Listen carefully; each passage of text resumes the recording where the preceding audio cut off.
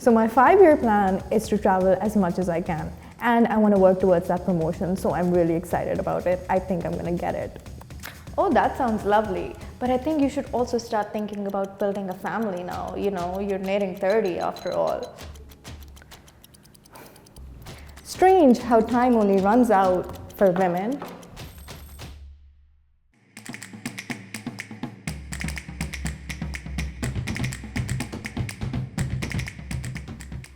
The biological clock sounds like science, precise, objective, inevitable. But what most people call the biological clock isn't a medical finding. It's a metaphor, used to describe a complex process in overly simple terms. The phrase biological clock entered popular culture after 1978 following a Washington Post article titled "The Clock is Ticking for the Career Woman."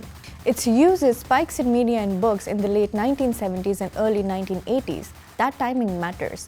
This was the moment women were delaying marriages, entering universities and workplaces in large numbers, gaining access to contraception and legal abortion, and becoming economically independent. Feminist historians show that periods of social change often produce new language, especially about women's bodies, not to explain them better, but to manage the change. Women could wear suits, they could build careers, but the message underneath was clear. Progress was allowed as long as it didn't last too long. In the end, their bodies would pull them back. Now let's be clear. There is biology. Women are born with a finite number of eggs. Eggs quantity and quality changes with age. Medical bodies recognize age-related fertility decline. That part is real. Fertility is difficult to study scientifically. Researchers cannot ethically experiment on pregnancy or control key variables like partners, timings, health, or access to care. Most modern fertility studies, especially on women over 35, use small samples, exclude people with irregular cycles or health conditions, and don't reflect global or socioeconomic diversity. As a result, much of what we know comes from observational studies and acknowledged limitations. Here's the honest conclusion.